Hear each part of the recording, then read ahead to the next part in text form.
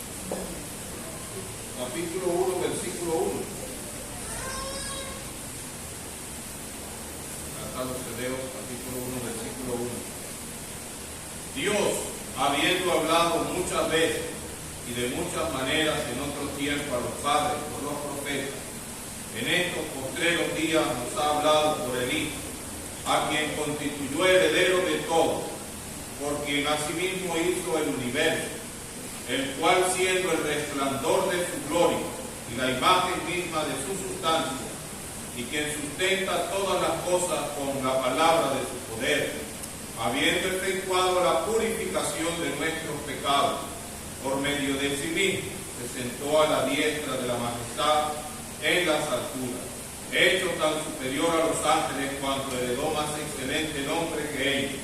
Porque ¿a cuál de los ángeles dijo Dios jamás: mi hijo eres tú, yo te he engendrado hoy?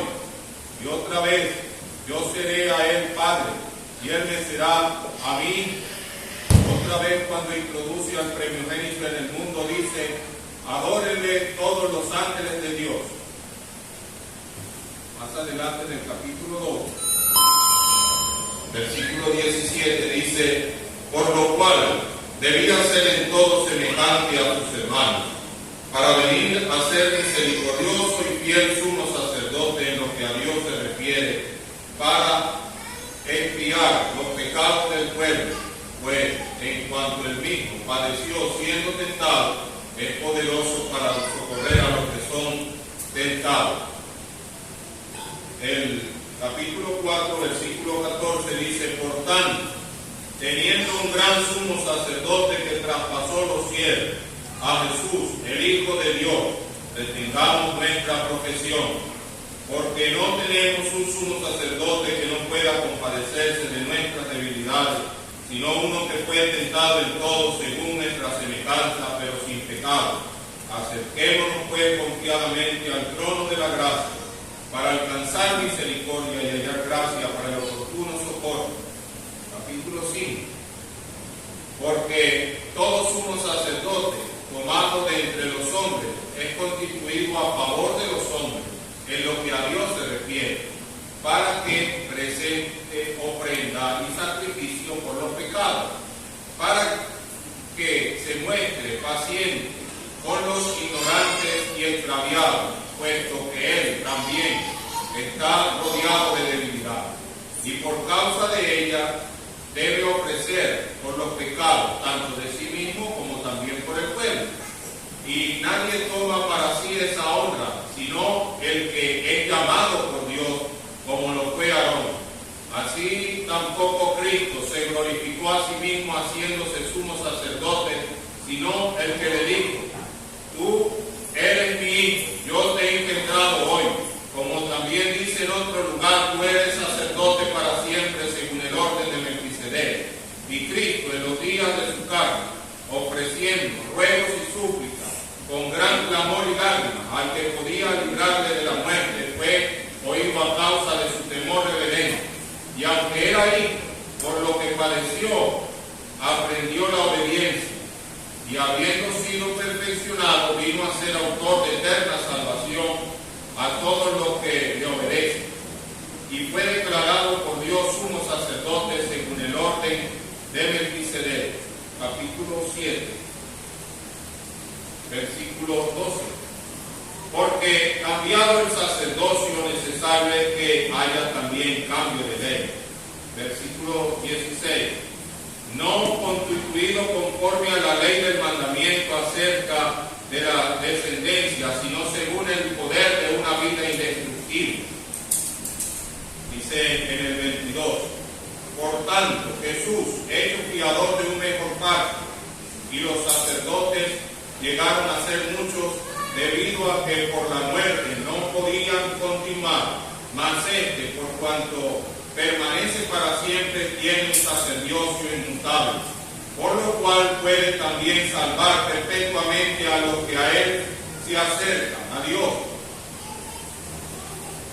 viviendo siempre para interceder por ellos, porque tal sumo sacerdote nos convenía, santo, inocente, sin mancha, apartado de los pecadores, hecho más sublimes que los cielos, que no tiene necesidad cada día como aquellos sumos sacerdotes de ofrecer primero sacrificios por su propio pecado y luego por el del pueblo, porque esto lo hizo una vez y para siempre, ofreciéndose a sí mismo, porque la ley constituye sumos sacerdotes débiles hombres, pero la palabra del juramento posterior a la ley, al Hijo, hecho perfecto para siempre. Ahora bien, el punto principal de lo que venimos diciendo es que tenemos tal sumo sacerdote, el cual se sentó a la diestra del trono de la majestad en los cielos, ministro del santuario y de aquel verdadero tabernáculo que levantó el Señor y no el hombre. En el capítulo 12, veamos primero en el 11, hablando de Moisés, dice el 27, por la fe dejó a Egipto, no temiendo la ira del rey, porque se sostuvo como viendo al invisible. Capítulo 2, por tanto nosotros también teniendo en derredor nuestro tan grande nube de testigos, despojémonos de todo peso y del pecado que nos asedia, y corramos con paciencia la carrera que tenemos por delante, puestos los ojos en Jesús, el autor y consumador de la fe, el cual, por el gozo puesto delante de él, sufrió la cruz, menospreciando el oprobio, y se sentó a la diestra del trono de Dios. Considerad aquel que sufrió tal contradicción de pecadores contra sí mismo, para que vuestro ánimo no se canse hasta desmayar. Y dice más adelante el 14, seguid la paz con todo y la santidad, sin la cual nadie verá al Señor. Seguid la lectura esperando que Dios prospere su palabra. Amén. Estábamos pensando y meditando en el sacerdocio de Cristo. Sabemos que Él, como Mesías, como Cristo, tiene la virtud de ser profeta, así como lo declaró Moisés, que se levantaría uno, que el pueblo iba a oír, y en el monte de la transfiguración Dios dijo, a él oír, a él oír. Ese carácter de él como profeta. Y vemos allí en Lucas 4, cuando él entró a Nazaret, la ciudad donde él se había criado, que él leyó aquella porción donde declaraba que él era el profeta que esperaba a Israel. Allí dice, el Espíritu del Señor está sobre mí, porque me ha ungido. Lo había ungido como profeta, lo había levantado como el profeta, no era uno más de los profetas. Dios, habiendo hablado muchas veces y de muchas maneras en otro tiempo a los padres por los profetas, ahora hablaba a través del Hijo, el unigénito Hijo de Dios. Él se había hecho carne y habitó entre nosotros, en medio de este mundo. El Hijo, el unigénito Hijo de Dios, había visitado a su pueblo y había visitado a este mundo. Grande es el misterio de la piedad, Dios fue manifestado en carne. Allí estaba, pero también vemos que Él era el Rey de reyes y Señor de señores, que estaba siendo levantado de la casa de David, y allí cuando Él fue bautizado, vemos en el relato en Mateo, cómo fue presente allí el Espíritu de Dios para certificar que Él era el Rey de reyes y Señor de señores. Pero también como el Mesías, Él tenía que ser el sacerdote. Pero según la ley, nadie de la tribu de Judá podía servir. Tenía que ser bajo un nuevo pacto.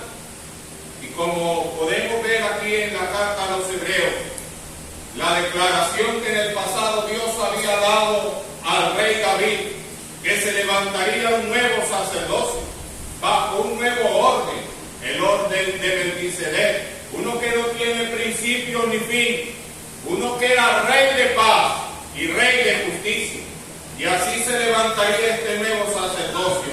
Entonces allí sí tendríamos un profeta, rey y sacerdote.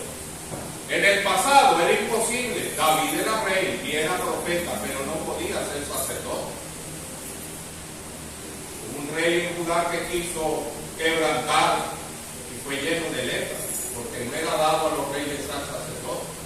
Y existieron también sacerdotes que fueron profetas, Samuel, por ejemplo, Jeremías, pero no podía ser rey. cumple plenamente. Ahora, si nosotros cuando vemos al Señor comenzar su ministerio en el bautismo, Él tomar su carácter real, y cuando vemos allí en Nazaret tomar la palabra y mostrar que Él era el profeta y comenzar su ministerio profético, ¿en qué momento el Señor asume ese carácter de gran sumo sacerdote? Y encontramos aquí en las Escrituras que cuando Él iba a la cruz, Él comenzó a colocarse las vestiduras sacerdotales.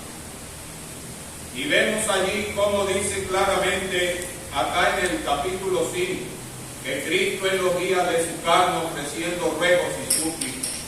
Allí en el momento, en aquel Getsemaní, Él comenzó, así como el sumo sacerdote se colocaba aquellas piedras de ónice con los nombres de los hijos de Israel, según el orden de su nacimiento, simbolizando que el sumo sacerdote al llegar al lugar de más adentro, a ofrecer la sangre, llevaba el peso de los pecados del pueblo. Así Él tomó allí, pero no en forma simbólica, sino plenamente literal, el pecado de cada uno de nosotros. Y de cara a la cruz, allí en la cruz, allí en el pectoral podía tener a cada uno de nosotros según nuestras características, así como en el pectoral había 12 piedras preciosas, con los 12 nombres de la tribu de Israel, pero ahora según el orden de Bach, otro orden. Pero allí cada color muestra, cada figura, cada matiz que da aquellas piedras nos habla de la multiforme gracia de Dios para con nosotros, viendo las características de cada uno de nosotros. Él nos comprende, Él nos entiende. Por eso dice aquí que podemos acercarnos a Él confiadamente, al trono de la gracia, porque Él tiene cuidado de nosotros. Él nos entiende. Este gran sumo sacerdote, pero este sumo sacerdote tenía que entrar con la sangre. Y como hemos leído, Él entró con su propia sangre. Entonces, Él sufrió la cruz. Él sufrió la cruz. Él sufrió la cruz. Y no solamente sufrió la cruz, sino que enfrentó la muerte. De un bautismo tengo que ser bautizado y como me angustio hasta que suceda, decía el Señor, hablando de su muerte. Él tenía que morir. El único inmortal tenía que morir por nosotros los mortales, para llevarnos a Dios. Entonces dice aquí, debiendo ser semejante a sus hermanos, vino a ser misericordioso y fiel sumo sacerdote. Él, hecho un poco menor que los ángeles, participó de carne y sangre, así como nosotros, para poder, en medio de esa debilidad humana, poder hacer la ofrenda de expiación por el pecado. En Cristo se cumple todo lo que está escrito en el pasado, en todas las figuras y sombras de la ley. Y podemos tomar cada sacrificio, cada ofrenda y encontrar a Cristo. Pero hay dos, digamos, hechos solemnes que constituían dos de las fiestas más importantes de la ley que celebraba el pueblo de Israel. Era la Pascua y el día de la expiación. Hablábamos días atrás de la Pascua. En el momento en que aquellos religiosos en Jerusalén estaban degollando el Cordero Pascual, el Señor Jesucristo dijo: Padre, en tus manos encomiendo mi espíritu, y el velo del templo se abrió de arriba abajo, tembló sobre la tierra y las rocas se partieron, porque había muerto el verdadero Cordero de Dios que quita el pecado del mundo. Y aún así, aquel pueblo secado, aferrado a su orgullo, no entendió que era el unigénito Hijo de Dios que estaba allí muriendo, el Cordero. Nuestra verdad contrincante entre las dos partes, como lo dice la Escritura. Pero también era la ofrenda de expiación por el pecado. Él murió. Y Él en su muerte termina de colocarse plenamente todas las vestiduras sacerdotales, y en su resurrección Él va a la presencia de Dios, como dice aquí, entrando en el verdadero tabernáculo levantado en los cielos. Y es interesante, hermanos, cómo todo lo que estaba escrito nos muestra esta escena espectacular. El gran sumo sacerdote en su vestidura sacerdotal, que parece ser, según lo que entendemos aquí, lo que hemos podido revisar, solamente se lo colocaba plenamente toda aquella vestidura el día de la expiación: el efod, el pectoral, la mitra, aquel manto con el borde de las campanillas, solo era para aquel momento. Y cuando el sumo sacerdote venía con la sangre para entrar al lugar santo y después al lugar santísimo, aquellas campanillas de oro tocaban para que todos los demás se apartaran por el grado de santidad de la ofrenda que estaba siendo presentada. Si aquello, siendo un símbolo, tenía tal solemnidad, imagínense ustedes, hermanos, cuando el Señor entró en los cielos. Él le dijo a María Magdalena: no me toques, que todavía no he subido a mi Padre, a vuestro Padre, a mi Dios y a vuestro Dios. Nadie podía tocar al sumo sacerdote cuando iba con la sangre, con la ofrenda. Y aquellas campanillas indicaban que todos tenían que apartarse. Así vemos aquí que dice que adórenle todos los ángeles de Dios. Todos tenían que apartarse. Él iba a entrar al lugar de más adentro, pero ahora con su propia sangre. Aquellos sacerdotes rociaban la sangre de aquellos animales 7 veces, hablando de la perfección, pero Cristo se sentó. Cristo se sentó. Vemos allí uno que se sentó. ¿Por qué? Porque la obra de Cristo es perfecta y no hay más. Él hizo perfecto para siempre a los santificados y está sentado allí. No es una sangre rociada, es que allí está el Cristo con las marcas de nuestra redención, de nuestra expiación. Él luego se presentó a sus discípulos y le decía que podían meter su dedo en la marca de los clavos y la mano en su costado. Allí está, eternamente y para siempre, Cristo con las marcas de la redención. ¡Qué glorioso! Pero ¿sabe algo hermoso de todo esto? Que Él está sentado allí como un fiel sumo sacerdote, que se compadece de nosotros, que nos entiende, y que ese trono es un trono de gracia, dice aquí la Escritura. Y Él nos invita a entrar confiadamente y a alcanzar gracia, para, dice, alcanzar misericordia y hallar gracia para el oportuno socorro. Y ahí es donde pensamos, en medio de las dificultades que estaba viviendo la iglesia, la persecución y todo aquello, muchos se habían alejado y se desviaban al culto nuevamente judaico. Y el escritor de esta carta empieza a mostrar: ¿va usted a abrazar la sombra? ¿Va usted a seguir lo que está caducado? ¡Ay! Ya habían pasado los apóstoles. Muchos se habían desanimado por eso. Pero ¿sabe usted que la exhortación acá es a poner los ojos en Jesús? No piensa muchas veces, y a mí me pasa, y sé que a muchos le ha pasado, uno piensa en tantos hermanos que han sido guía del pueblo del Señor, que han pasado, ya no están entre nosotros. Y uno siente debilidad muchas veces. Hombres en los cuales uno podía acercarse y encontrar un oportuno consejo, que podían dar palabra de ánimo, que nos podían levantar cuando estábamos medrosos, que nos exhortaban cuando nos desviábamos del camino.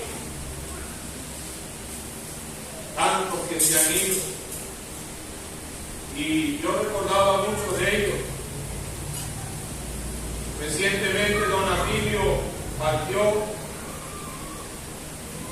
Si algo me dolió estar hospitalizado era no haber podido estar allá en Maracaibo. Todos los meses, don Atilio González, aun cuando yo me alejé de la asamblea, todos los meses don Atilio me llamaba. Me decía, si tú estás mal, yo estoy mal, si tú estás bien, yo estoy bien, porque yo a ti te amo. Un padre, un pastor. ¿Y cuántos más que se han ido? El hermano Juan Ramón, un gran amigo, me enseñó a estudiar las Escrituras. Me mostró cómo era la hermenéutica. El hermano Gabriel, un orientador siempre. Pero sabe usted, hermano, estos son paladines de justicia que se sostuvieron como viendo al invisible. Y pudiéramos nombrar tantos más, don Bruce, don Nil Consul, el hermano Alirio Guerrero, también mostró grandes dotes de amistad y de empatía con el pueblo del Señor. Pero sabe usted, de lo que tenemos es que seguir el ejemplo de ellos. Ellos se sostuvieron como viendo al invisible. Y aquí, por tanto, teniendo nosotros esta gran nube de testigos, el ejemplo de ellos, ¿qué vamos a hacer? Tenemos que hacer lo que ellos nos enseñaron, acudir a aquel que está sentado en el trono bajo cualquier circunstancia. Estamos frente a una situación difícil, estamos siendo tentados.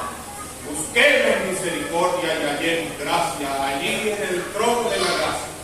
Allí está el oportuno socorro. Puesto los ojos en Jesús, el autor y consumador de la fe. Muchas veces escuchamos una frase que suena muy bonita. Para estar bien hay que estar ocupado en la obra del Señor. Pero pensamos, hermanos, que lo principal es estar ocupado en la obra del Señor, porque los de la iglesia de Éfeso estaban ocupados en la obra del Señor, pero el Señor le dijo: unas pocas cosas tengo contra ti, que has dejado tu primera obra. Debemos ocuparnos en el Señor de la obra, y todo lo demás vendrá por añadidura. Aquel que está ocupado en el Señor no tendrá otra cosa que servirle a Él. Puesto los ojos en Jesús, el autor y consumador de nuestra fe, el cual, puesto delante de Él, puesto el gozo delante de Él, sufrió la cruz. Miren, en el mundo tendremos aflicción, se les dijo: confiad, yo he vencido al mundo. Eso de que un evangelio de todo bien, eso no es de Dios. Aquel que quiere vivir piadosamente sufrirá persecución. No podemos esperar que este mundo nos reciba con pompas y platillos. Nosotros afrentamos su vida impía. Solamente el mantener una conducta santa es una afrenta para Dios. Pero ¿qué vamos a hacer? Él dice: puesto su gozo delante de Él, Él sufrió la cruz. Él puso su mirada adelante. Así nosotros podemos mirar hacia adelante. Hay un final dichoso para el hombre de paz. Hay un futuro de gloria. hechos semejantes a la gloria de Él. Y toda esta debilidad que tenemos en la carne, este cuerpo que se desgasta, que va cada día al declive, ¿qué es lo que dice el apóstol Pablo? Nosotros tenemos que renovarnos en el espíritu, porque tenemos una gloria mucho más eminente por delante. Así como el Señor, seguir el ejemplo de Él lo que vio fue el fruto de su obra en la cruz, menospreció lo propio. Y lo que Él padeció, ninguno de nosotros lo padeció. Y Él dice, consideraba que el que sufrió tal contradicción de pecadores contra sí mismo, para que vuestro ánimo no se canse hasta desmayar. Allí está la fuente. Puesto los ojos en Jesús. Y después dice, seguir la paz con toda la santidad, sin la cual nadie verá al Señor. Es claro que esto no está hablando de la venida del Señor por su iglesia, porque ahí todo le veremos. Ahí está hablando en el camino presente. Verlo a Él, así como hemos leído de Moisés, que se sostuvo como viendo al invisible, y Moisés veía a un futuro, un Cristo futuro, que iba a morir por sus pecados en una forma futura. Nosotros vemos hacia el pasado a una hora aproximada. Vemos cómo se cumplió totalmente todo lo que la Escritura dice de Él, por lo cual nosotros tenemos que tener mayor confianza que la que tenía Moisés, porque nosotros tenemos mayor evidencia de cómo se cumple todas las cosas. Y todo lo que se escribió acerca de Él se cumplió, y lo que falta también se cumplirá. También se cumplirá. Entonces, seguir la paz con todo y la santidad, sin la cual nadie verá al Señor. Y para terminar, vemos este versículo: acordaos de vuestros pastores, que os hablaron la palabra de Dios, considerad cuál haya sido el resultado de su conducta y imitad.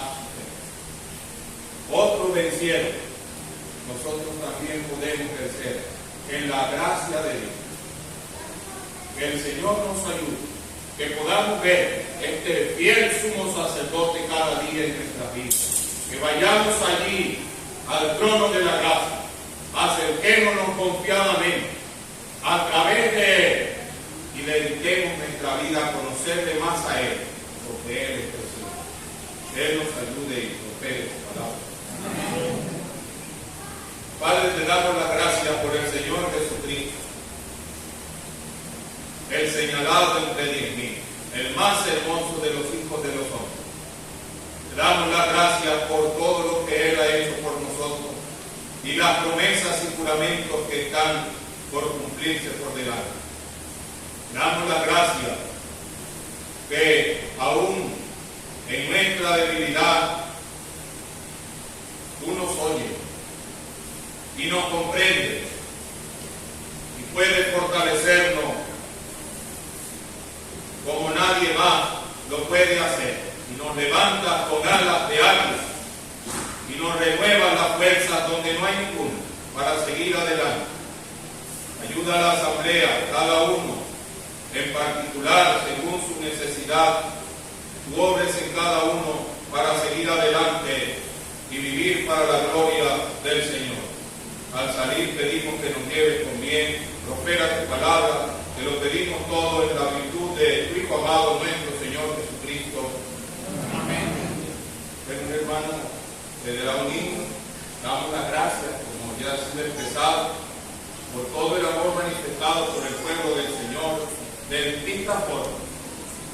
Y como le decía al hermano Eddie estos días atrás, yo cuando entré en la situación más difícil, yo solo me entregué en las manos del Señor. Yo no estaba esperando salir de ahí. Pero sé que ustedes oraron porque yo me recuperara, o sea que fueron ustedes los que hicieron que yo me levantara, porque yo estaba entregado en las manos de Él. Y Él me levantaba bien, y si me iba también, total, no somos de aquí, somos del cielo. Si nos vamos para el cielo, llegamos a la casa. Entonces, pero sé que muchos de ustedes estaban pidiendo por mi recuperación. Entonces, fueron ustedes los que movieron el cielo para tu iglesia. Muchas gracias, hermano.